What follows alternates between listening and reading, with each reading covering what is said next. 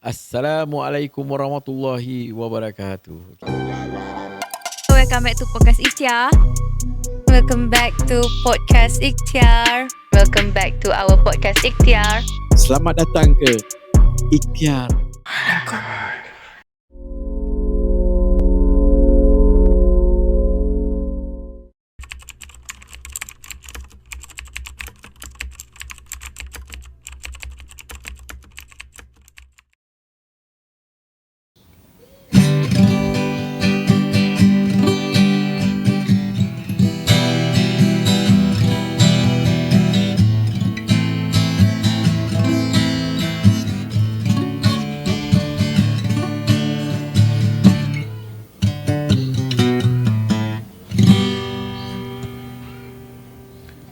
Assalamualaikum, welcome back to Podcast Ikhtiar. Malakut. Habis masa berdebar habis. Berdebar. Ada intro tadi seronok. Ya, berdebar rasa macam Ikut hari kan ni nak suruh buat lagi tu. Ya. Rasanya macam hari ni kita orang kena tukar rakaman jadi ni lah, Kalau music tengok video pun, untuk aculan kot. kalau tengok kita dah berubah tempat Ya, masih dalam tempat yang sama tapi posisi yang berbeza. posisi yang berbeza. Saya tukar-tukar angin Hafiz. Tukar angin. Duduk sana je asyik baran rasa. Bawah ni sejuk sikit. Bawah ni sejuk sikit. Okay, thank you lah dekat Acu yang bagi kita izin untuk gunakan ruang-ruang, segala pelusuk ruang yang ada dekat dalam. Betul, bagi makan. Bagi Tak payah lupa. mention kot. Tak payah mention. Tak payah mention lah. Minta maaf guys. Okay, lama rasanya. Jadi sebab rasanya muzik Acu tadi agak mengganggu kita punya fokus Hafiz kan. Kita punya rhythm tadi dah ada dah. Itu masuk muzik terus. Terganggu sekejap. Jadi dah tak tahu nak cakap apa Hafiz. Kena nyanyi ke kena cakap? Okay, jom kita borak pasal topik hari ni. Kita nak borak apa sebenarnya? Kita dah macam-macam dah kita borak. Dinding sihir, saka, susuk, korin. Apa lagi? Itu segala benda. Sekali ni ada dalam YouTube. Macam-macam Hafiz. Rasanya kita dah dekat 20 ke 30 episod Hafiz, dah terlampau banyak sangat. Segala benda macam kita dah borak jin lah, gangguan rumah lah, baby kena kacau lah, dah macam-macam. Tapi hari ni sebab kita dah terlampau banyak cerita pasal masalah-masalah Hafiz. Betul. Gangguan lah, segala jenis gangguan kita dah cerita, pelbagai jenis jin. Tapi pokok pangkalnya adalah Pencegahan. Apa orang yang patut cakap? Pencegahan bukan? Rawatan. Rawatan dia. Rawatan Hafiz. Kan orang kata mencegah lebih baik daripada merawat Hafiz. Tapi kalau dah kena Kalau dah kena, terpaksa lah merawat. Ya, kalau kau sakit kita pergi jumpa doktor kan Hafiz. Tapi sekarang hari ni kita nak cerita sakit yang doktor konvensional tak dapat rawat. Tak mampu nak rawat. Jadi inilah ikhtiar dia, iaitu rawatan Ruqyah. Jadi sebelum kita masuk topik kan Hafiz kan, kita nak mempersilakan penyanyi kita tadi Hafiz. Pemain gitar kita import daripada Mexico. Hafiz. Jari dia bukan lain macam Hafiz. Itulah tu. Terkejut juga. Bagi tali baru pun dah pom. Wah, baru tukar tali tu. Baru tukar tali Hafiz. Tadi nampak macam dia pergi hantar servis dia Hafiz Oh, itu dia punya ni agenda dia. So kalau ada yang nak tukar tali gitar, boleh main sini lah sekejap. Kita ada buat servis tukar tali gitar. Professional tuning. Macam-macam kita orang boleh buat lah. Janji money je. Taklah gurau-gurau guys. Jadi lama sangat tadi kita rasa kan. Okay, kita nak tanya sikit lah Acu ni. Mana datang bakat muzik dalam diri dia ni Baik, Assalamualaikum warahmatullahi taala wabarakatuh. Sampai kepada satu episod yang pelik sikit lagi ni mana datangnya ilmu atau bakat? Sebenarnya daripada sekolah lah kan. Dulu kami tak ada handphone kan. Jadi kalau kita nak jadi somebody dululah masa sekolah, gitar mesti nak ada kat badan. Nampak style lah masa tu. Kemana-mana pergi pun kita bawa gitar. Jadi dekat situ belajar lah. Acu dulu masa tingkatan 3 dah mula perform dekat kelab malam. Kelab malam. Kelab malam, ya. Astaghfirullahaladzim. Dekat Kelang dekat Kelang. Minta dijauhkan semua. Ini cerita dulu. Jadi jangan sembang lah kan. Kalau kita orang budak-budak muda sekarang, orang muda sekarang, diorang cakap diorang dah melakukan banyak perkara, tapi kita otai-otai ni dah lalui zaman tu. Cuma dia berulang-ulang lah. Jadi dulu kita kan susah mencari duit kan. Jadi ada offer orang untuk kita nyanyi dengan main gitar, so kita pergilah ikut kan. Dapatlah satu hari lepas nyanyi tu, dapatlah dalam RM20 kan. Besar Oh besar. sangat tu, besar. Tahun RM20. bila tu? Tahun bila? That was on tahun 1980-an lah. Kita semua tak lain lagi. 80-an. Boleh tahu dulu Acu main lagu apa? Dulu Acu suka lagu kalau orang cakap Deep Purple, Smoke on the Water kan, Highway Star. Lepas tu ada lagu lama-lama macam Nil Sadaka kan. Tadi tu intro lagu Carol lah. Tapi cuma jari ni dah keras sebab banyak buat kerja kayu. Saya rasa dia lebih kepada nervous je tadi. Sebab tadi sebelum start tu smooth pun main. Kita siap buat band jap tadi. Lepas tu dah kamera dah on je terus. Kaku jari dia. Kaku. So soalan sambungan lah. Kan tadi Acu kata Acu bawa gitar ke mana-mana. Adakah sampai ke kelas? Kelas-kelas belajar? Ya. Sampai ke kelas. Sampai Lepas tu ke kelas bawa. cikgu tahan Acu macam mana? Tak ada. Pasal apa kita tak memekak masa cikgu mengajar. Kita tak memekak masa cikgu mengajar. Gitar tu tak belakang lah kan. Tapi tak kacau orang. Kami tak adalah kat usik. Masa kat sekolah pengawas kot. Mana boleh buat setan tu dah lah pengawas. Bawa gitar pergi sekolah kan. Ramai lah. Jadi wanita-wanita. Wanita-wanita ramai lah masa tu kan. Diorang bagi bunga kan. Uish, terbalik ni. Terbalik. Dulu jejaka idaman lah kan. Sekarang jejaka janggut putih lah. Sekarang Aculan adalah Pak Cun kepada satu Malaysia. Tapi peredaran zaman tu tetap sama. Kalau dulu orang sibuk dengan kebolehan, abilities atau dia punya hobi yang ditunjukkan kepada orang ramai yang memerlukan tenaga, perahan otak dan sebagainya. Dulu siapa pandai bersukan dia akan jadi top kan. Sekarang siapa terror PUBG dia number one lah kan. This is the same, cuma tak nampak lah muka kan. Benda sama je, cuma cara dan kaedah dia berbeza. Gitar dengan muzik ni memang tak boleh dipisah dengan Acu lah. Cuma sekarang dah jarang main lah. Sekarang sibuk dengan kasidah lah. Betul? Jadi apa pun kita buat, jangan kita hanyut lah. Kita jangan hanyut dengan apa yang kita ada. Sebab dia tidak akan kekal lah kan. Dia tidak akan kekal. Satu hari nanti kita terpaksa juga tinggalkan benda yang kita suka. Kita terpaksa jalani hidup kita sendiri. Okay? Betul? So hari ni dengar cerita semua nak cerita pasal apa? Rawatan. Pasal Rukiah. Sebab biasanya orang yang patah hati dia akan merawat dengan lagu-lagu yang terkena dengan jiwa betul. Macam contoh betul. Tadi kalau Aculan ni lagu jiwang tu rasa semua terawat kat sini ni. Itu dululah, sekarang suara dah tak sedap.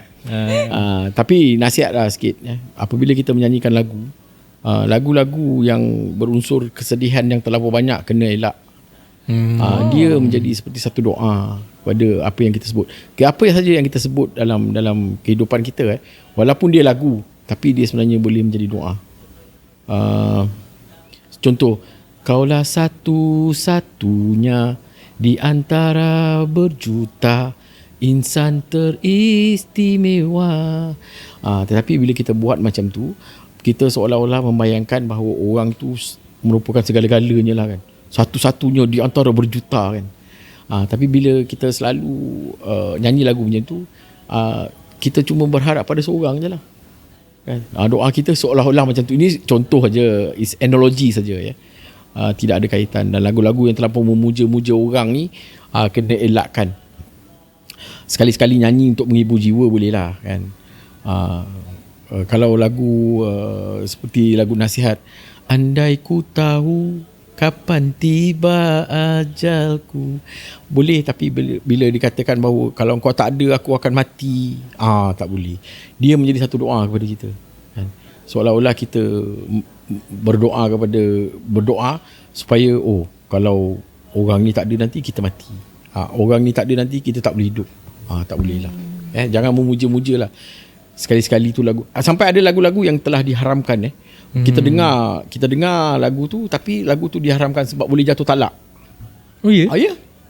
Ada satu lagu yang paling terkenal ialah arwah SG Bank yang menyanyikan tentang menceraikan isteri.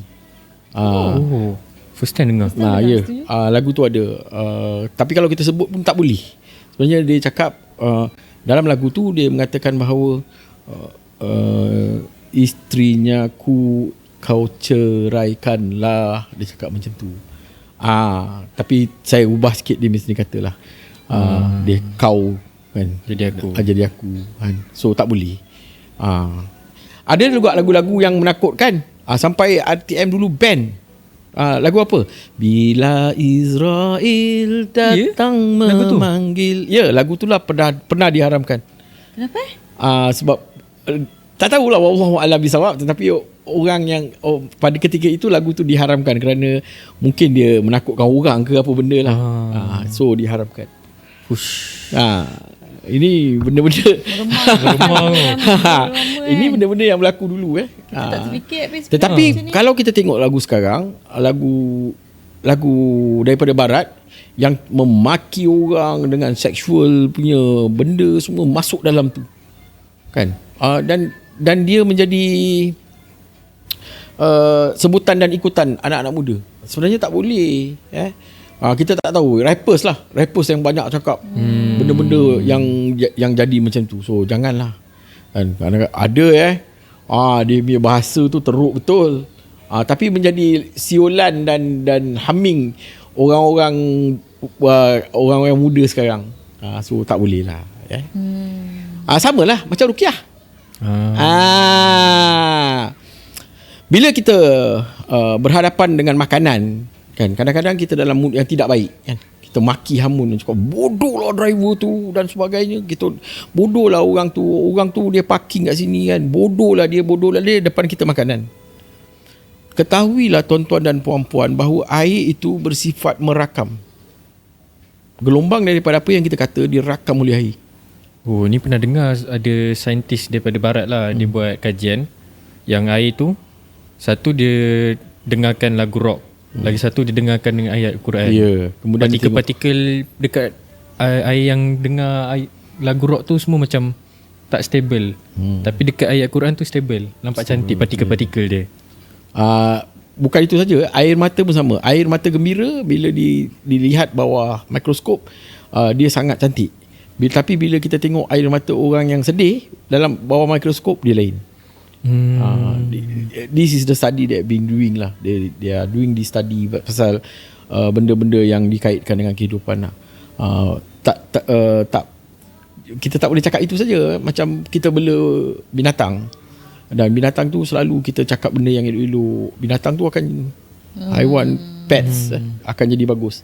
Tapi kalau kat rumah tu dia huru-hara, asyik-asyik bergaduh, kucing ke arnab ke yang kita bela dekat rumah tu, dia tidak akan berada dalam keadaan yang stabil. Tumbuh-tumbuhan pun macam tu juga. Sebab tu digalakkan bila kita ada ternakan dan sebagainya. Ada ladang ayam yang dipasangkan Quran. Ada orang pasangkan Quran supaya keadaan di ternakan-ternakan itu dia dalam keadaan yang stabil, yang bagus lah. Kalau asyik pasang lagu Hallowed Be The Name bagi Iron Maiden, habis lah kan. Iron Maiden tu Maiden. Lagu kita tak seru. Kita tak seru tapi barang-barang dia murah habis. Tapi lagu rock dulu dulu heavy rock kapak dulu kan, kita dengar dia very harsh kan. Contoh Soldier of Fortune. Dia cerita pasal perjalanan seorang hidup lah. Dan akhirnya dia cakap, but I feel I'm getting older. Dia cerita pasal bila dia muda dan kemudian dia tua. Hallowed Be The Name, lagu tu memang rancak gila tapi dia cerita pasal Galloway, maksudnya orang yang nak kena hukum gantung. Smoke on the Water, dia cerita pasal orang yang hisap dadah. Smoke on the Water dia cerita pasal cara nak hisap dadah. Kita dengar je macam tu kan, tapi semua ada maksud dia. Tak macam sekarang, tak faham. Apa dia cakap pun tak faham. Perkataan-perkataan yang dikeluarkan tu lucah dan sebagainya. Bila kita dengar selalu, ia menjadi doa ke atas kita. Kalau kita dengar Quran, dia menjadi doa ke atas kita. Kalau kita dengar benda yang tak baik, dia menjadi doa ke atas kita. Simple kan. Ruqyah ialah satu benda yang kita nak tahulah. Bukan ruqyah ni kita bila bacakan ruqyah kepada orang, bukanlah bermaksud orang tu datang dalam keadaan menjerit-jerit. Kalau kita ruqyah, orang tu kena menjerit-jerit, kena tunjukkan supernatural punya barang kan. Orang tu punya rambut boleh tegak macam kena elektrik statik kan. Tak. Adakah ruqyah itu kita bacakan hanya kepada orang yang sakit mistik? Tak. Kan? Ruqyah tu sendiri bermaksud apa? Jampi. Syariah bermaksud yang mengikuti lunas syar'i kan, diikut. Jadi kita tidak melanggar apa-apa. Dan ruqyah bukan untuk mencari adat. Kalau kita baca Quran, kita baca ayat-ayat ini, jin boleh terbakar, orang boleh terbang kan, cicak boleh tumbang. Tak ada.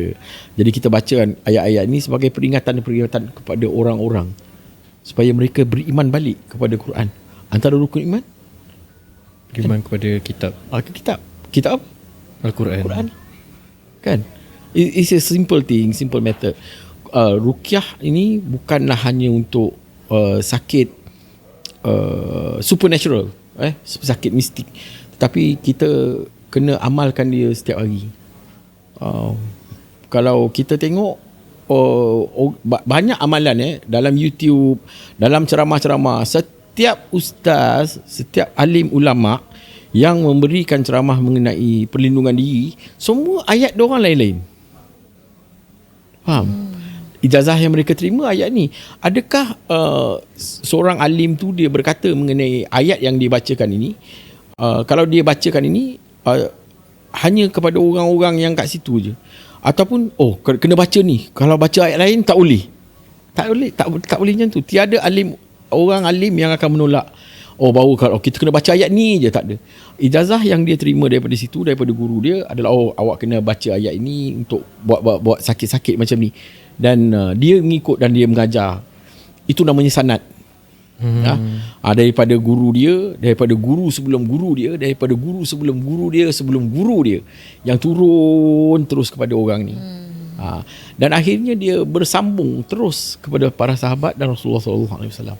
Jadi tidak bermaksud kita kena baca ayat ini saja. Tapi kalau guru tu dia kata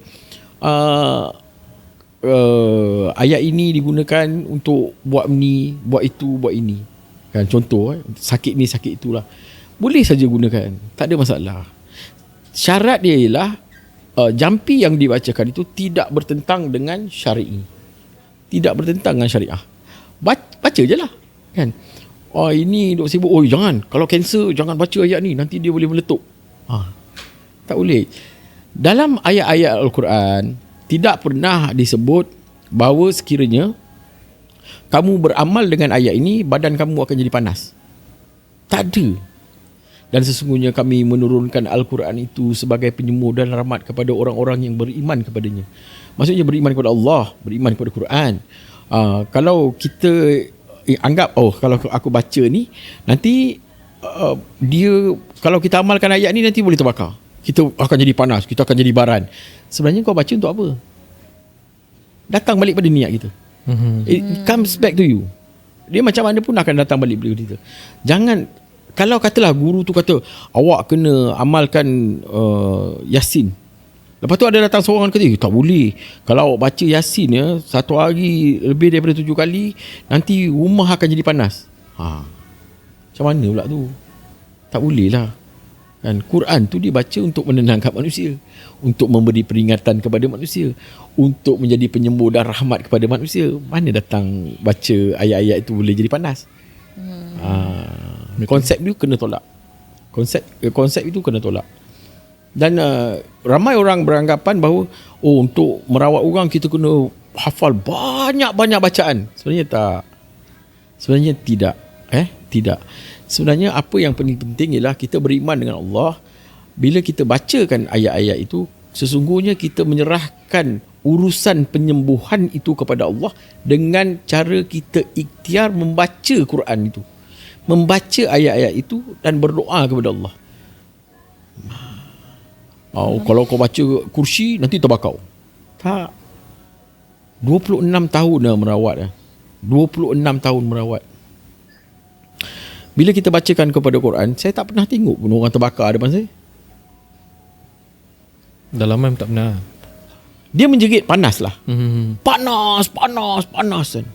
Lepas tu ada orang cakap, kita tak nampak sebab dia jin duduk dalam tu. Jadi dia terbakar.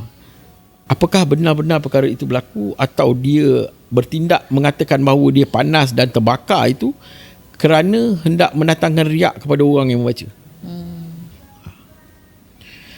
Senang Hafiz Lijah, senang. It's a simple math. Dia kira-kira dia senang. Kalau acu letak kau dalam satu rumah, lepas tu acu bakar rumah tu, kau duduk tak dalam rumah tu? Tak.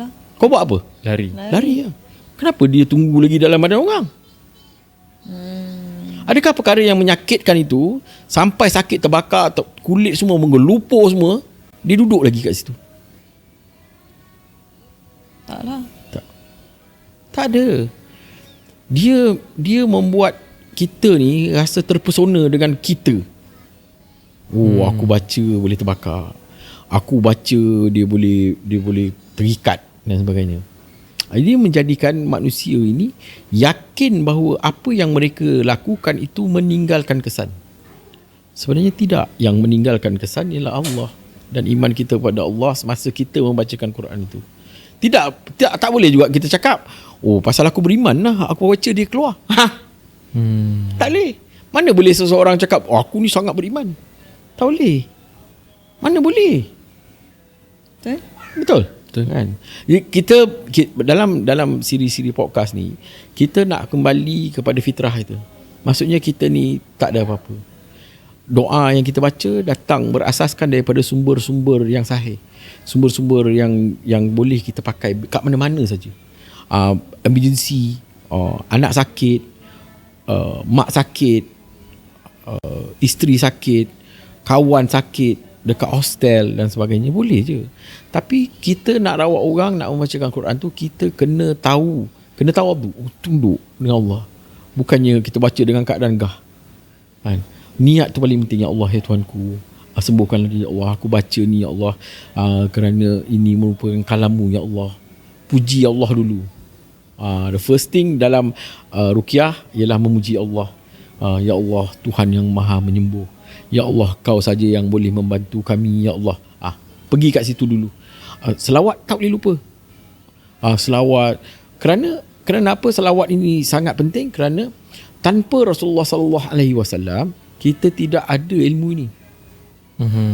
Kita nothing tau. Tak ada hidayah seluruh alam. Kita tak ada. Kita tak tahu. Kalau tak ada Rasulullah sallallahu alaihi wasallam, kita semua sesat dah. Habis kita.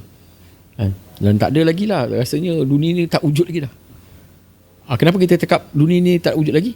Di dalam Quran mengatakan tidak akan berlaku kiamat sehinggalah tiada seorang pun yang berkata la ilaha illallah, la ilaha illallah. Bila tidak lagi disebut perkataan itu, maka kiamat akan berlaku. Very deep. Quran ni, ruqyah ni ialah salah satu cara kita belajar mengenai menyerahkan diri kita total kepada Allah. Setelah kita cuba ubat, kita cuba makan ubat, dengar cakap doktor dan sebagainya, dan tak boleh. Tapi konsep dia ialah doa kepada Allah dahulu, ikhtiar, doa kepada Allah dulu lagi, dan tawakal, dan kemudian ulang balik, repeat the same thing, repeat. Dia adalah ulangan. Bila kita cakap pasal ulangan, maka kat situ terjadilah zikir. Ulang dan ulang dan ulang dan ulang. Bukan sekali je kan? Tapi orang nak cepat kan, jumpa perawat sekali terus baik. Jadi dia anggap bahawa perawat itu adalah seorang penyembuh ya bari, yang hanya ada pada Allah, bukan pada orang kan. Jadi benda-benda yang kita kena betulkan balik. Pengalaman merawat 26 tahun bermula daripada kaedah yang pelik-pelik, sampai merawat dari rumah ke rumah, sampai orang suka telik, menurun, semua dah buat kan. Tapi yang kita tengok, yang kita tidak diserang balik, bukan diserang lah, tapi tidak meninggalkan impak yang besar, ialah ruqyah.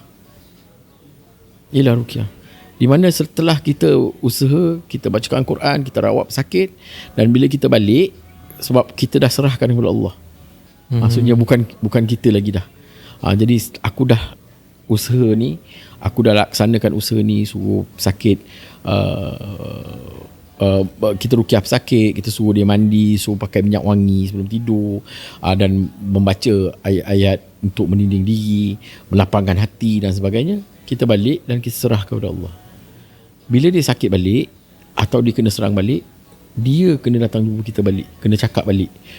Bukan kita yang cakap, kalau kau sakit kan, kau jangan takut, aku akan ubat kau. Tak boleh. Bukan kita yang mengubat. Sebab tu di dalam rawatan ruqyah syariah yang Acu buat, Acu tidak pernah menetapkan masa, tidak pernah menetapkan tarikh. Awak kena datang 3 kali, awak kena datang 5 kali. Tak ada. Acu tak pernah cakap macam tu dengan pesakit.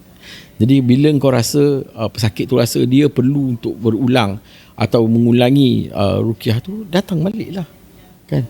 Bukan itu je kan, bekam kan, macam-macam lah urutan dan sebagainya. Bila you perlu, rasa kita perlu, kita datang balik. Jangan rasa macam aku ni menyusahkan Acu lah kan. Tak ada apa yang nak susahkan. Syarat dia ialah kita sentiasa berusaha untuk baiki diri. Apa nak tanya mengenai ruqyah? Senyap. Senyap terus. Penerangan yang sangat panjang dan banyak maksud. Jadi kita ada satu soalan lah. Kan Acu kata ruqyah ni dia berproses kan, kena perlu belajar sampai tahap yang kita perlu berserahkan diri kepada Allah kan. Mungkin ada yang tertanya, ada ke cara untuk kita rawat diri sendiri tanpa perlu dapat ijazah atau sebagainya? Boleh kan. Ijazah yang dimaksudkan dekat sini ialah apabila seorang tu duduk depan kita dan dia pernah belajar daripada guru dia dan dia ajar kita apa yang guru dia ajar. Dan bila orang tu dikatakan belajar, orang tu kena buktikan diri dia boleh melakukan amalan itu dengan betul. Dan dia kena praktik. Biar guru dia tengok, okey dah boleh. Maka dengan ini, sebagaimana telah diijazahkan kepada aku ijazahkan kepada kamu. Boleh. Kena buat macam tu. Tapi orang yang tak ada ijazah boleh saja amalkan, tak ada masalah. Okey, siapa yang solat dekat sini ijazah? Tak ada pun. Tak ada kan?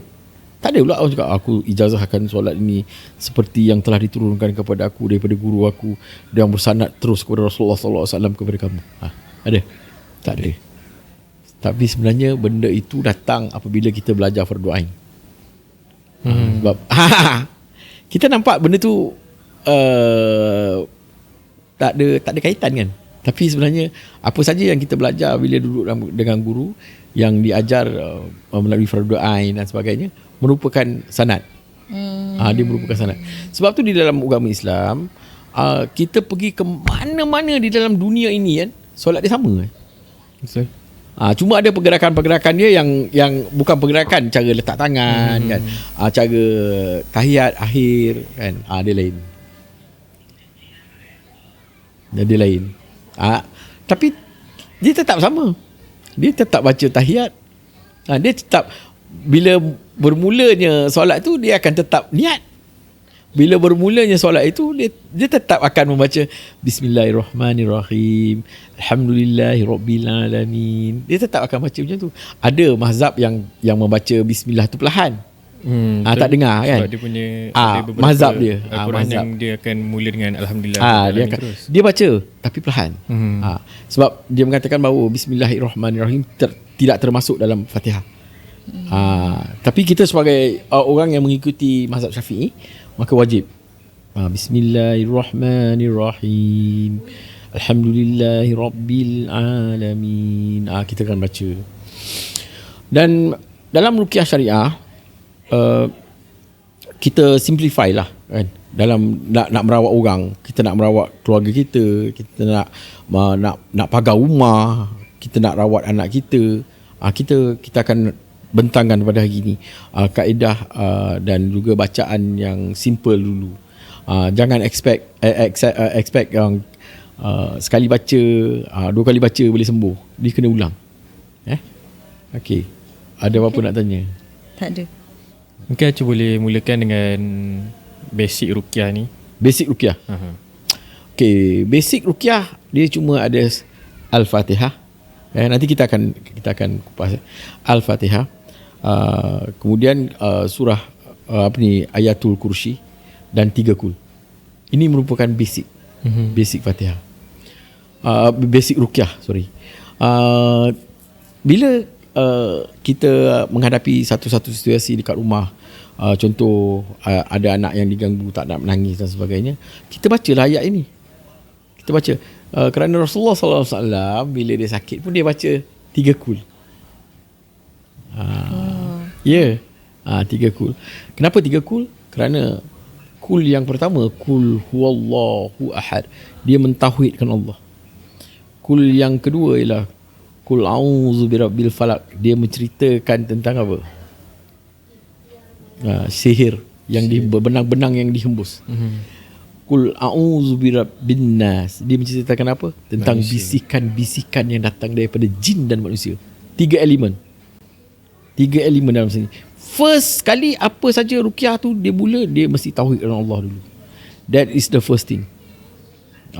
Mengatakan bahawa kita kena yakin bahawa Allah itu tidak ada bandingan, tak boleh dibanding. Kekuatan dia tetap tunggal, dia satu, tidak boleh dibahagi-bahagi. Dia sangat powerful, dia sangat kuat, dia Maha Esa. Qul huwallahu ahad, dia satu. Tidak boleh, tak ada satu benda pun boleh lawan Allah Subhanahu Wa Taala. Okey. Jadi kalau kita tengok doa-doa datang bila nak ruqyah, kita mulakan dengan Fatihah. Nak ruqyah orang, kita nak start, nak membacakan ruqyah. Kita nak start. Sorry, ada bising sikit tu. Okay, kita nak mula untuk membaca ruqyah. Contoh anak menangis kat rumah, kan? Kita boleh mulakan dengan niat, ya Allah, ya Tuhanku, anak aku sakit, ya Allah, maka aku membacakan ayat-ayat ini supaya anak aku diberikan kesembuhan yang baik, ya Allah, bantulah aku, ya Allah.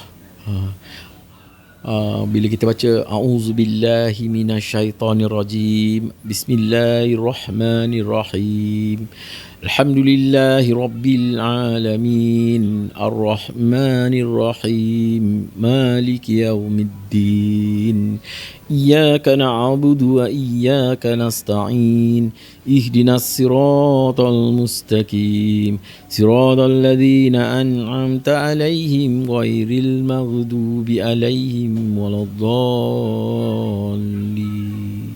Di dalam ruqyah yang Acu belajar, dia tidak ada amin dalam Fatihah. Kenapa? Sebab doa tu tak habis lagi. Tapi kan ada doa-doa yang banyak kali amin kan? Banyak kali amin, ya betul. Ada doa yang banyak-banyak kali amin. Tapi di dalam ruqyah itu dia tidak ada amin pada permulaan. Tak ada. Sebab kita nak teruskan lagi bacaan. Okey. Selalu bila selepas baca Fatihah tu, kita baca selawat. Allahumma salli ala sayyidina Muhammad, Allahumma salli ala sayyidina Muhammad, Allahumma salli ala sayyidina Muhammad. Selalu bacakan selawat. Budak tu, anak tu diletakkan di hadapan kita, dan kalau boleh kita baca dekat dengan telinga dia. Pergi kat dia, ulang balik. Bismillahirrahmanirrahim, kita baca Fatihah.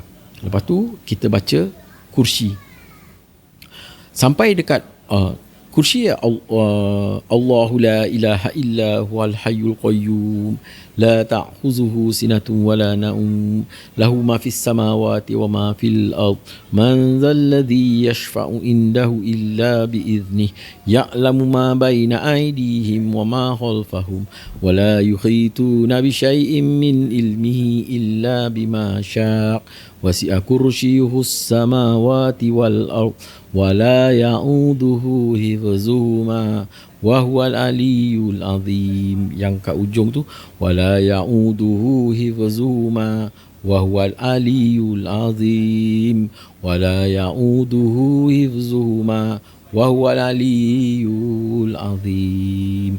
Jangan kira dia kena ganggu ke, dia kena hantu ke, kita ulang balik 3 kali. Dia ada kaedah lain di mana kita akan baca wala ya'uduhu banyak kali, wala ya'uduhu wala ya'uduhu wala ya'uduhu sampai 40 kali. Tapi untuk basic kita baca wala ya'uduhu hifzuhuma wa huwal aliyyul azim 3 kali. Lepas tu baru kita baca 3 kul. Bismillahirrahmanirrahim. Mulakan dengan auzubillah. Auzubillahi minasyaitonirrajim. Bismillahirrahmanirrahim.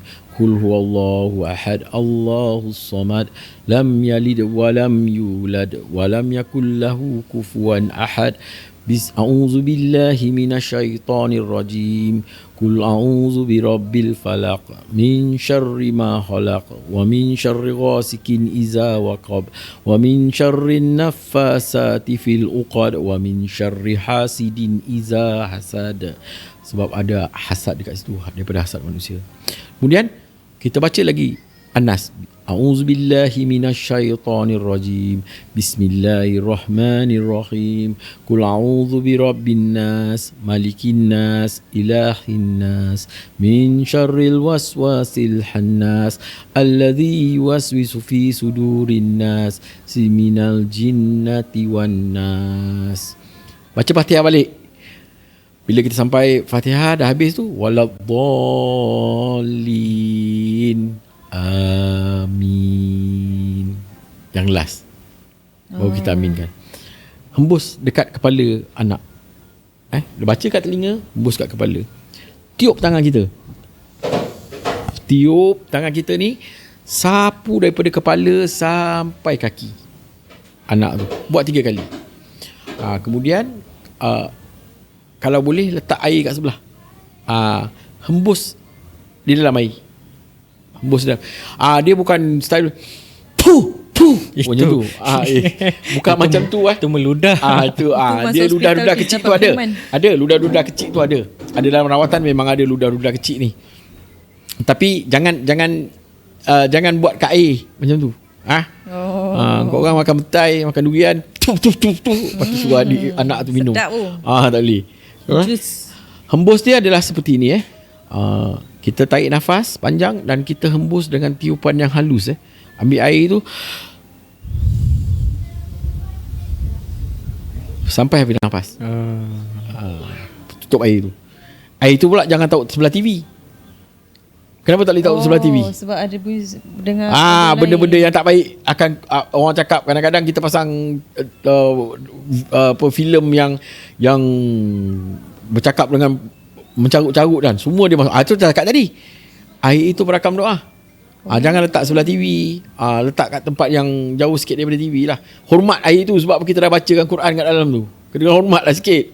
Jadi bila dia menangis dan sebagainya, ambil air itu balik, bagi dia minum 1, dan 2, kita boleh ambil air itu, tuang dan kita bacakan Fatihah sekali, kita lap raup muka dia sampai kaki. Tapi buat benda ni dalam keadaan yang tenang. Jangan kita menggelabah kan. Bila kita menggelabah, keyakinan kita dengan Allah tu tipis. Ataupun kita nak cepat. Bismillahirrahmanirrahim. Alhamdulillahirrahmanirrahim. Maliki yaumiddin. Iyyaka na'budu wa iyyaka nasta'in. Ihdinas siratal mustaqim. Amin. Tak boleh lah. Dia kena bertenang. Bertenang. Kalau rasanya kau orang pernah tengok acu rukiah orang kan. Dia tak ada macam Auzubillahi minasyaitonirrajim. Bismillahirrahmanirrahim. Tak ada. Dah kesurupan lah tu. Dah kena tu. Tak tahu siapa yang kena rasuk. Jadi kita bukan nak tunjuk we are powerful dalam tu kan. kita minta dengan Allah, kita nak minta menjerit-jerit macam tu, apa kan? Tak payah kan. Pernah buat, Acu pernah buat benda tu, pernah buat. Jadi macam mana tu? Masa Acu macam konon-konon kita nak tunjuk power kan. Kita nak Allahu la ilaha illa huwal qayyum. Member ketawa kita. Fikir Acu yang gelak, jin tu gelakkan Acu. Jin tu gelakkan kita. Dan dia tahu bahawa kita menggunakan suara kita untuk menunjukkan kita ni berkuasa. Dia tahu. Bukan sekali dua kena tu. Lepas tu kita ingat kita kita buat macam ni. Tarik nafas. Allahu la ilaha illallah. Konon kita kuatkan badan kita kan. It doesn't work. Ada yang okey, ada jin-jin yang akan terima takut benda tu. Kan? Tapi kebanyakannya mereka hanya akan mempermainkan kita. So bertenang aja. Tak perlu nak bersifat seperti membaca agresif tu. Kadang-kadang ada membaca dalam keadaan yang teruk kan. Tak payah, relax, bertenang. Bila sampai dekat pembatas Innallaha sayyidilu, Innallaha sayyidilu. Dah macam Jepun habis. Dah apa tu dia Innallaha sayyubtilu, Innallaha sayyubtilu. Bertenang je, relax je. Tak payah Innallaha sayyubatu. Kan, tak payah, relax, tenang. Lagi bertenang kita, lagi susah benda tu nak react agresif. Apabila kita bergaduh dengan orang, kalau kita menunjukkan kita ni kental dan sebagainya, lagi senang kena pukul. Betul. Dia sepatutnya bila berhadapan dengan orang nak bergaduh dengan kita kena tenang, bertenang. Dulu Acu ada cakap mengenai silat. Apabila mereka ini mula ingat akan segala apa yang mereka lakukan tanpa lupa dengan pergerakan dia akan jadi sangat kuat. Tapi apabila dia mula hilang ingatan dan dia bertindak melulu, dia akan jadi sangat lemah. Orang kalau dia tak ingat apa dia buat, habis. Dia senang kena. Senang kena kunci, senang kena buah, orang senang kena. Tapi kalau orang tu dia ingat, dia tahu kan, dia tenang je. Pesilat-pesilat ni sebenarnya mereka ni optimum dia bila dia tenang. Sama macam orang ruqyah. Bertenang je, relax. Jadi ayat-ayat yang telah kita bacakan tadi, kita boleh hembus di dalam air untuk dijadikan mandian. Okay. Mira, tolong ambilkan minyak wangi tu. Okey, Acu tunjukkan lagi satu. Jadi jelas mengenai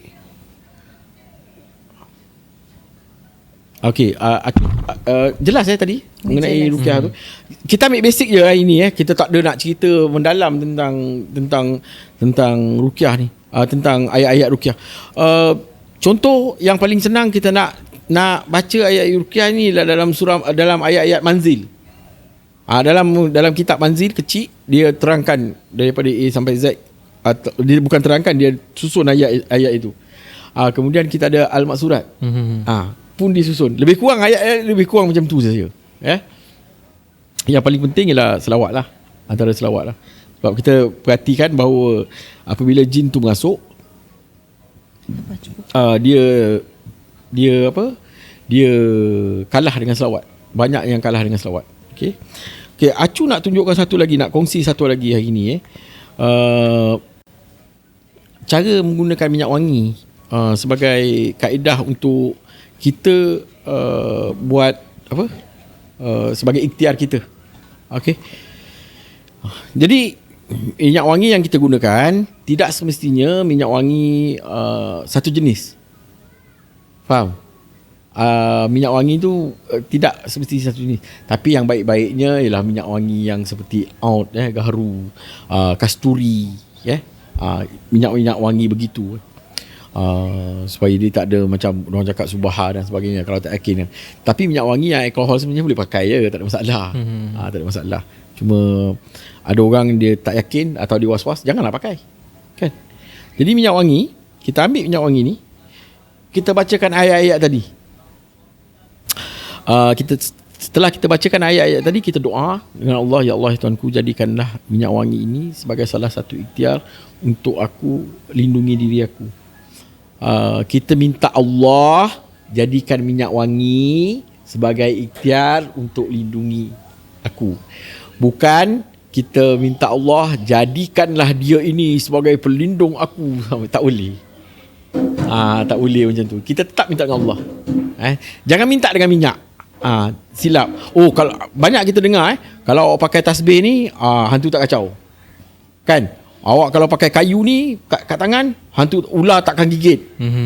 Try pergi pakai cincin tu, pergi cium ular. Tengok. Tak pasal-pasal. Tak pasal-pasal jadi kungfu apa? Drunken Master. Bukan. Yang kungfu apalah cerita Karate yang Kid. Bukan, yang cerita lawak Stephen Chow tu yang dia kena gigit. Kungfu Hustle. Kan? Lala kena gigit kat bibir, nyonyong macam tu. Okey.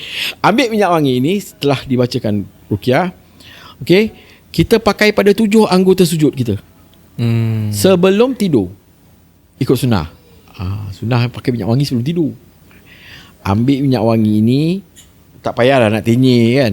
Cakap pasal 7 anggota sujud. 7 anggota sujud tu kat mana? 2 tapak tangan. Okey. Dahi. Kau sujud bukan telinga. Sujud. Okey, tuan-tuan dan puan-puan. Pada hari ini saya ingin memaklumkan bahawa ada orang dia sujud pakai telinga. Sorry, say hi. Ke mana-mana dah. Okey. 7 anggota sujud. Okey. 7 anggota sujud kita yang wajib kena sewaktu kita sujud. Ialah dahi.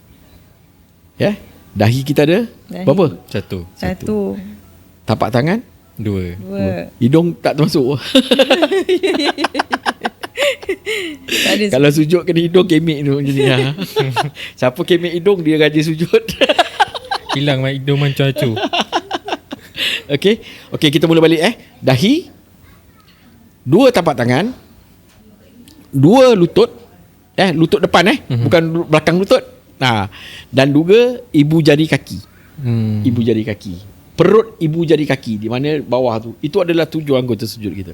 Kita ambil minyak wangi ni, kita sapu kat tangan. Masa sapu tu zikirlah sikit kan. Subhanallah, alhamdulillah, wala ilaha illallah, Allahu akbar. Kalau nak baca surah nak baca ayat 163, baca wa ilahukum ilahum wahidul la ilaha illa huwar rahmanur rahim wa ilahukum ilahum wahidul la ilaha illa huwar rahmanur rahim. Bacalah. Boleh, tak ada masalah. Ambil sapu ni sekalian. Sudah, tutup botol ni, taruh tepi. Sapu 2 tangan.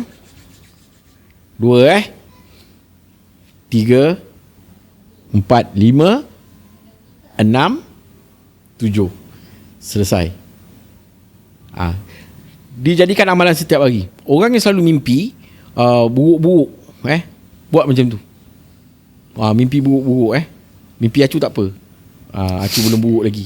Tapi kalau mimpi buruk-buruk, mimpi selalu bagi problem kan. Selalu tidur susah. Tapi bila tidur susah tu sebab berdengkur kuat, kita ada masalah dengan kita punya tekak ke tonsil ke kan. Itu jumpa doktor lah. Aku tidur tak boleh tidur lah. Sebab apa? Ada bisul kat punggung, susah nak tidur. Kau pergi sapu kat tangan, kat kaki, kau doktor kau tak nak jumpa, macam mana kan? Jadi kita buat saja. Buat amalan ataupun ikhtiar kita kena dengan cara. Maksudnya kalau sakit tu perlukan bantuan daripada doktor, kita pergilah jumpa doktor. Kalau doktor cakap tak boleh buat, dan kita cubalah secara rawatan Islam. Okay. Tapi nak pergi jumpa doktor tak salah kan? Kalau rasanya tak salah kot. Betul. Kalau kita bacakan ruqyah tu sekejap kan? Nak makan ubat tu tak salah kan? Kalau kita nak baca Bismillahirrahmanirrahim, Alhamdulillahirrahmanirrahim sampai An-Nas, tak makan ubat kan? Ubat tidak menyembuhkan. Yang menyembuhkan ialah Allah. Usaha kita makan ubat. Kan? Buatlah, tapi jarang orang nak buat macam tu. Jarang orang nak baca ruqyah atau nak jampi pada ubat tu sebelum makan, jarang. Tu yang sekurang kebiasaan nampaklah macam ada klinik-klinik ni dekat paket ubat tu dia tulis Bismillahirrahmanirrahim. Ya. Itulah cara ni kan. Ya, betul. Itu sebaik, yang paling ringkas ni adalah Bismillahirrahmanirrahim. Kalau kita nak ruqyah, kita tak hafal kursi, kita tak hafal surah An-Nas, tak hafal Al-Falaq, tak hafal Ikhlas, tak hafal, Tapi engkau hafal tak Bismillahirrahmanirrahim? Boleh tak kita guna? Bismillahirrahmanirrahim ini dibacakan sebanyak 99 kali. Bismillahirrahmanirrahim. Bismillahirrahmanirrahim. 99 kali. Hembus dalam air. Sebab kita memuji-muji Allah. Ya Allah, Tuhanku, aku memuji Kau. Ya Allah, aku tak pandai nak baca Quran. Ya Allah, aku bacakan ini supaya ia menjadi satu ikhtiar kepada aku untuk menyembuhkan diri aku dan juga keluarga aku. Ya Allah, boleh? Fatihah tak hafal? Kau problem. Solat mesti nak Fatihah. Jadi pakailah, bacalah Fatihah tu. Boleh tak kalau kita nak pakai Subhana Rabbiyal Azimi wa bihamdi untuk ruqyah? Boleh. Kan? Kita nak pakai Subhanallah untuk ruqyah. Boleh. Acu cerita pengalaman acu dekat Sepim. Ada satu orang tua ni, dia duduk dan ikut ceramah. Ikut kursus. Kursus Sepim 2 hari. Dia duduk dekat situ. Lepas tu dalam kejadian tu ada ustaz yang memberi ijazah rawatan. Dia tengah bagi ijazah rawatan tu, ada seorang perempuan bangun dan dia menjerit. Lelaki ni bangun, dia tak cakap banyak. Dia bangun, dia tunjuk perempuan tu. Dia tunjuk subhanallah. Tumbang terus. Jadi penceramah ini panggil dia. Pakcik, apa amalan pakcik ya? Dia kata, pakcik Quran pun tak boleh baca. Tapi dia kata, apa amalan pakcik?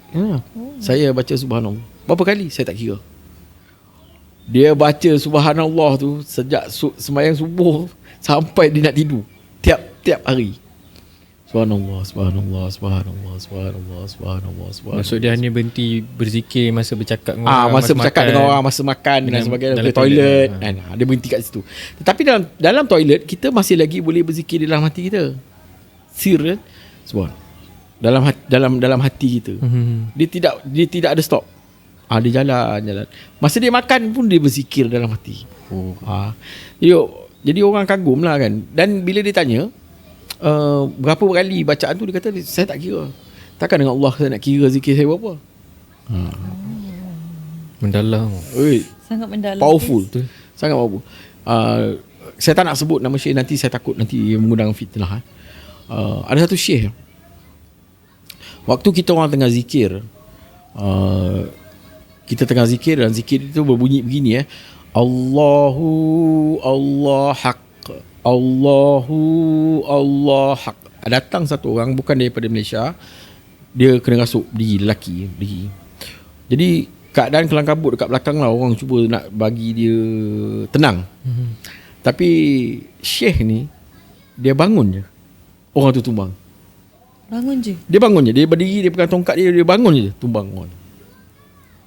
Takkan kau nak kita tanya, Syekh amalan apa? Tak boleh kan? Takkan kita nak tanya Syekh tu, kau amalan apa? Jadi bila Syekh tu bagi amalan, contoh dia bagi, katalah Syekh tu jawab soalan tu, maka dia sudah jadi, kita kena amalkan ayat ni, kita kena amalkan ayat ni. Dan bila orang sakit jumpa dia, orang sakit, Syekh, minta tolong Syekh, saya ni, keluarga saya ni selalu sakit. Dia tak cakap banyak. Dia memang tak cakap banyak. Dia kata, tolong bantu Syekh. Dia kata, ambil air, bagi kat dia, dia hembus air tu. Lepas tu kata, Syekh, amalan zikir banyak. Dia tak cakap benda lain, zikir banyak. Dia tak cakap pun, awak kena membaca ayat ini. Tak ada. Dia kata zikir banyak. Ada lagi satu Syekh lain, kita borak-borak dengan Syekh ni. Ini semua cerita dalam Malaysia. Acu tak nak sebut nama-nama Syekh ni sebab takut kata-kata Acu ni akan membawa fitnah kepada dia orang. Jadi bila borak-borak dengan Syekh ni, kita datang dengan dia bawa pesakit. Ada member yang sakit, jumpa dengan Syekh. Bila kita kata Syekh, mereka ni kebanyakannya datang daripada tarikat. Kenapa kita panggil Syekh? Syekh ni orang tua. Syekh dalam bahasa Arab ialah orang tua. Syekh biasanya orang yang mengajar kita ni ialah orang-orang yang tua. kan. Tapi bila kita bercakap dengan orang ni, seolah-olah kita bercakap dengan bapak. Bapak-bapak, dia automatically akan rasa macam tu. Rasa macam bapak aku kan. Macam bapak aku, walaupun muka tak sama dengan bapak. Tapi cara dia bercakap tu, bila dia cakap dengan kita tu, kita akan, it's very deep lah. Bila kita jumpa share-share ni, it's very deep. Kita akan terasa kat hati lah. Bila kita tinggalkan majlis tu, terasa rindu kat dia. Nak pergi jumpa. Jadi kita air mineral yang tidak terbuka tutup, bagi kat dia untuk dia jampi, untuk dia ruqyah lah, untuk dia jampi dan bagi kita sebagai bekal untuk bawa balik rumah. Jadi tengah borak-borak, kita cerita masalah ni. Yang sakit ni cerita masalah. Saya ada masalah. Sebenarnya perniagaan saya teruk. Orang buat saya lah. Saya ni cerita lah. Berapa lama dah berniaga. Awak kena usaha lebih lagi. Tak apa, Allah tu macam tu. Lepas tu dah habis kan. Cakap, Syekh, air tu tolonglah bacakan air ni. Sudah. Dia tak hembus. Maksud time dia cakap tadi tu. Sudah. Hatilah. Tak. Percakapan dia dia itu adalah ruqyah. Awak kena kerja elok-elok. Awak kena jaga awak punya amal. Doa tu. Nampak tak? Dia punya konsep ialah bercakap benda yang baik-baik depan air tu. Kita tidak tahulah dalam hati dia doa apa. Faham tak? Dia nak elakkan manusia taksub dengan dia. Dia nak elakkan daripada orang, kalau sakit jumpa dia, kalau sakit jumpa dia. Dia nak elakkan macam tu. Yang datang ni bukan kecil-kecil anak. Yang datang jumpa dia ni orang yang berpangkat besar. Acu teman je. Dia cakap dia cerita, I also work last time. Dia bahasa Inggeris dia pun bagus, Syekh ni. I also work hard last time. Banyak dugaan. Hidup bukan senang kan? Zaman kita lagi susah. Tapi kita mesti nak yakin dengan Allah. Dia cerita. Bila orang tu minta dihembus air tu atau bacakan pada air tu, dia kata sudah. Kau kecewa tak? Kecewa. Bila dia keluar, lelaki cakap, Syekh tak baca pun. Dia cakap, awak berjumpa Syekh untuk apa? Saya tanya dia, Tuan berjumpa Syekh untuk apa? Saya jumpa Syekh ni pasal saya nak dia. Apa yang dia cakap depan tu betul ke tidak? Betul. Awak tahu tak dalam hati tu dia doa untuk awak? Tak tahu. Terima saja macam tu. Kenapa? Doa antara doa yang paling mustajab apabila kita tidak tahu orang tu mendoakan kita. Betul.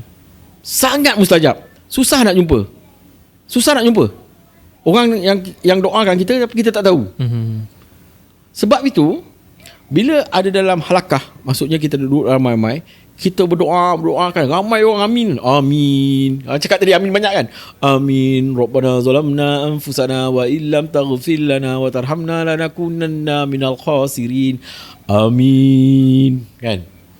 Jadi ramai orang. Kita tidak tahu daripada mulut siapa amin itu akan diterima.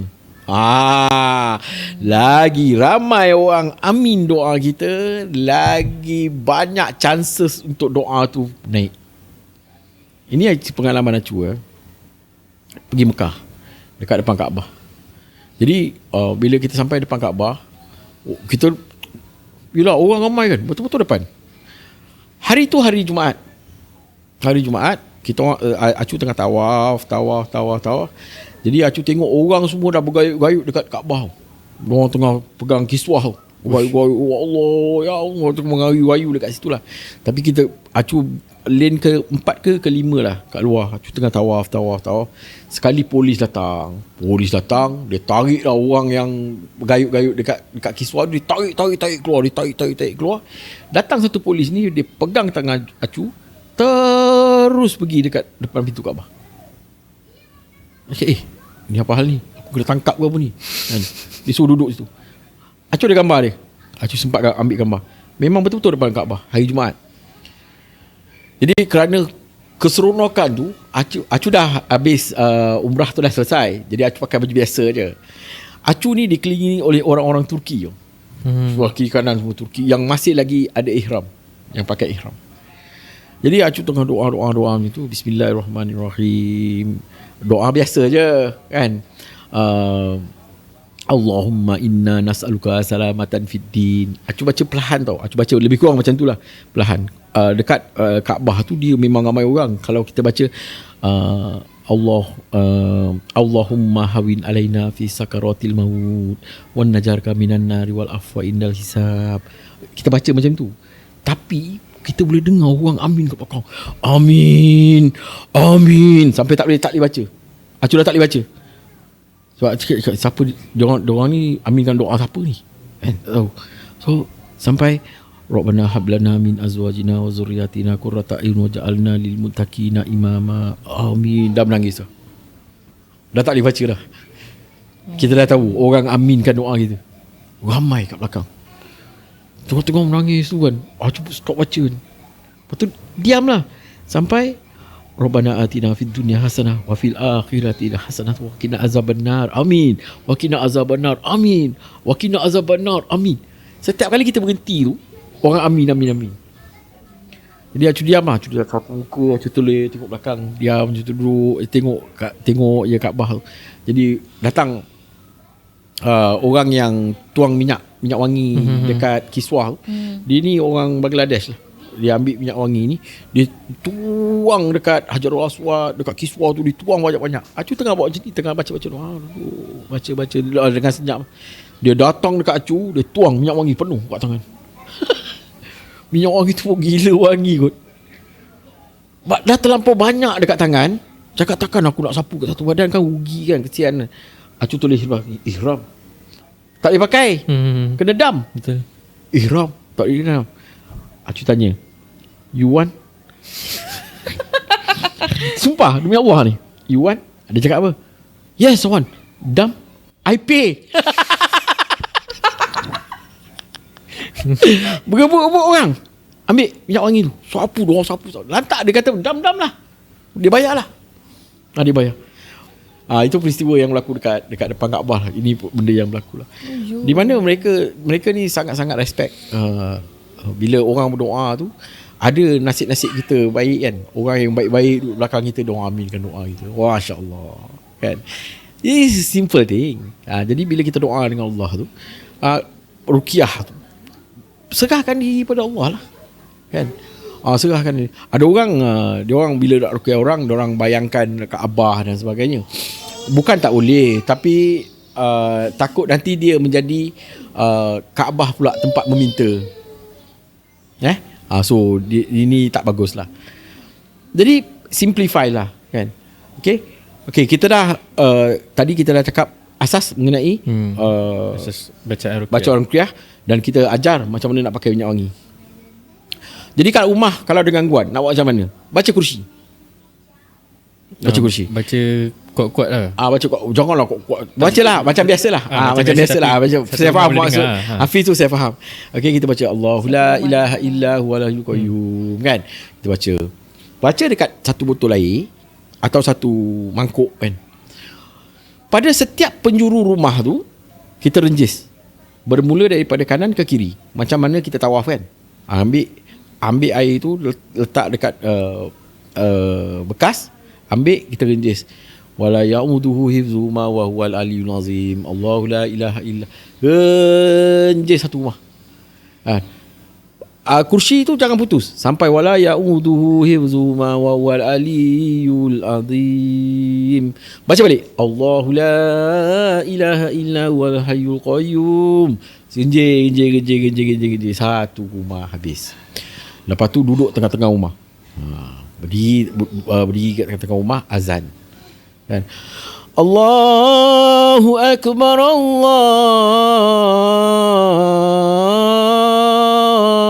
akbar. Jangan baca kuat-kuat, nanti semua datang sembahyang subuh kat rumah, sembahyang maghrib kat rumah kan. Cakap ada surau baru kan. Surau baru kan. Dan sekiranya dalam rumah itu ada banyak bilik. Contohlah macam orang tu dia kaya, dia ada 30 bilik kan. Bilik ini setiap sebelum 40 hari mesti nak diazankan.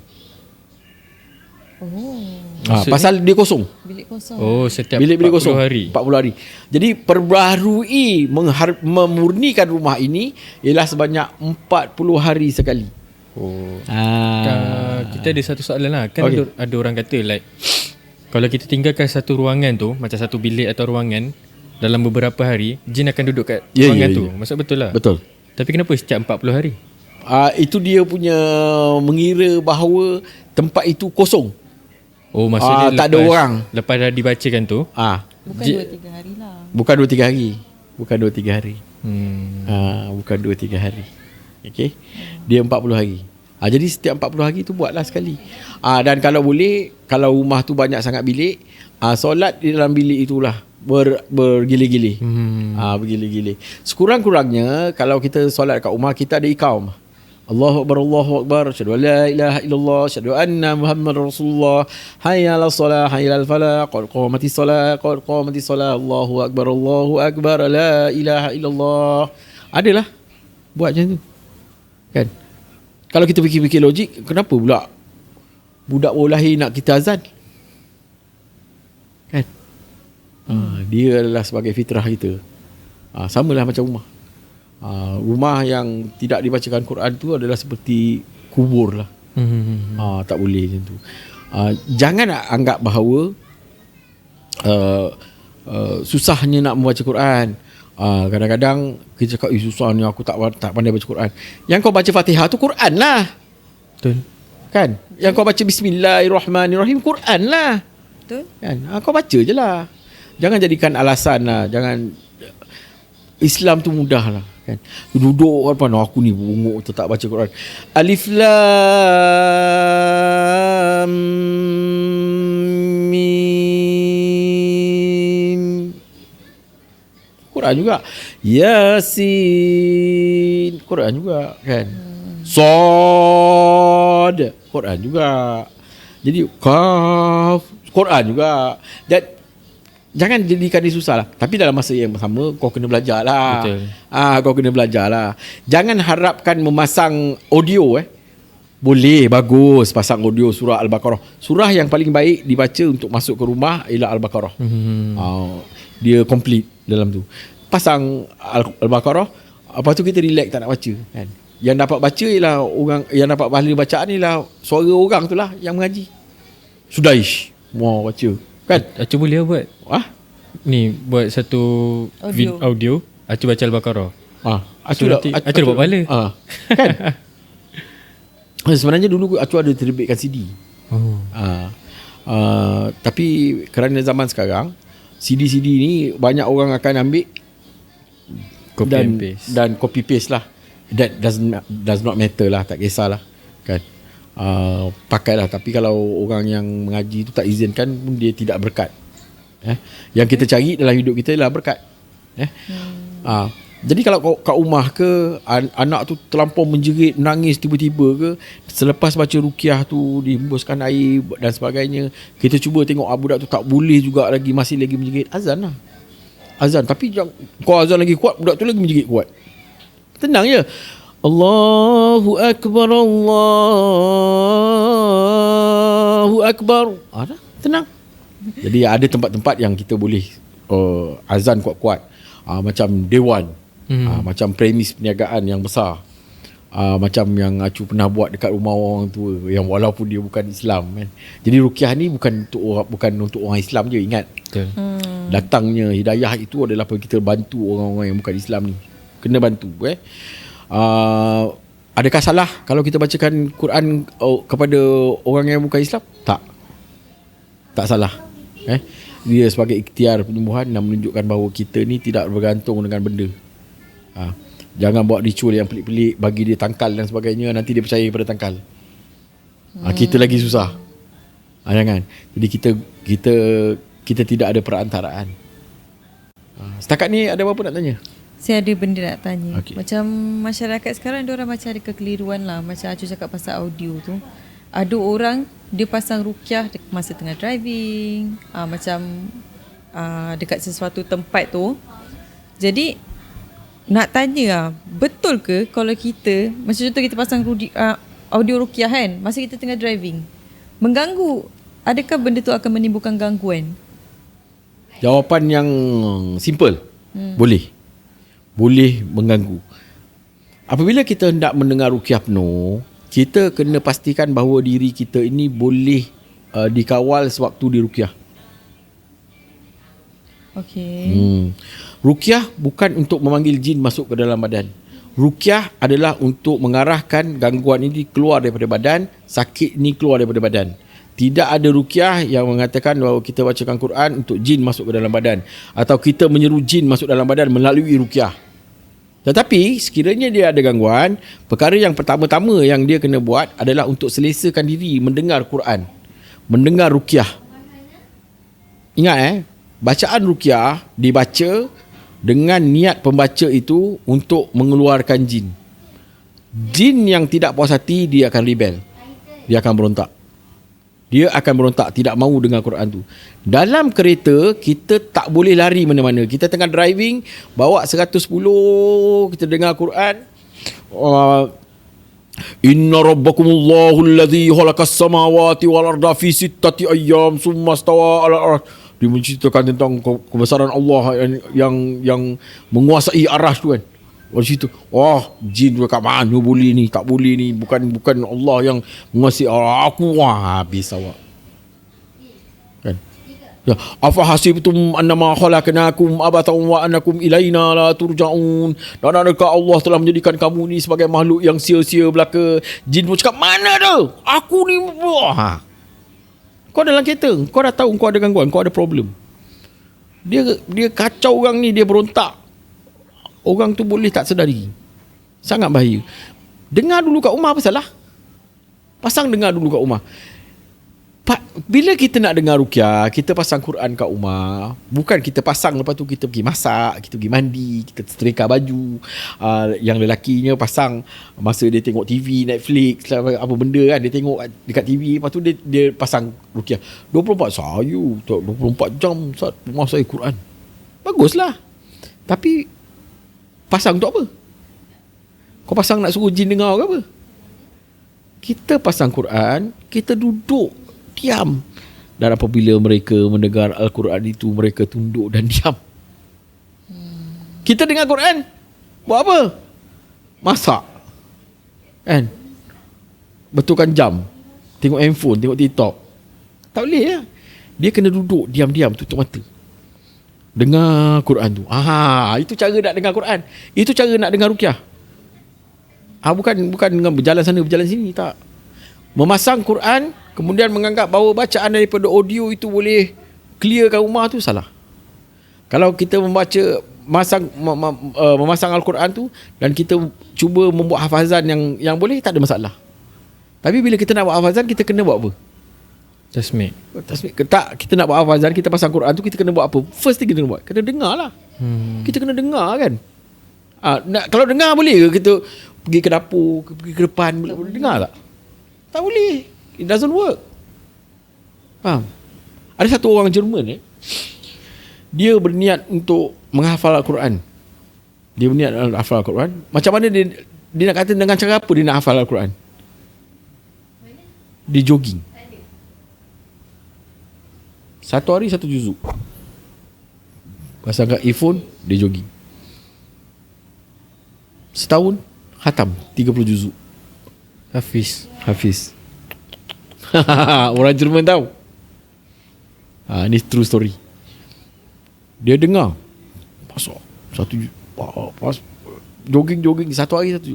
Dan dia tak ikut time. Kita 10,000 step, 15,000 step. Tak ada. Maksud satu juzuk. Satu juzuk. Satu kali lari habislah. Satu juzuk dalam audio pendek.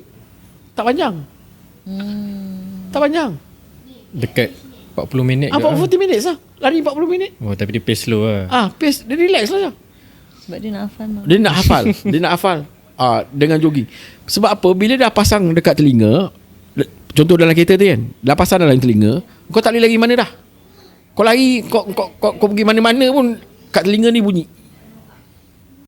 Tak boleh lah. Kau tak boleh lagi mana-mana. Sama macam dekat dalam kereta, tak boleh lagi mana-mana. Bila benda tu rasuk kau dalam kereta, kau problem. Lebih-lebih lagi awak yang driving. problem. Boleh jadi kadang-kadang muntah. Tapi ni Acu cerita pasal orang yang ada gangguan. Macam mana kalau orang yang tak ada gangguan? Dia contohlah ibaratnya kita tak ada gangguan, tapi kita nak dengar Al-Quran tu untuk hilangkan ketakutan.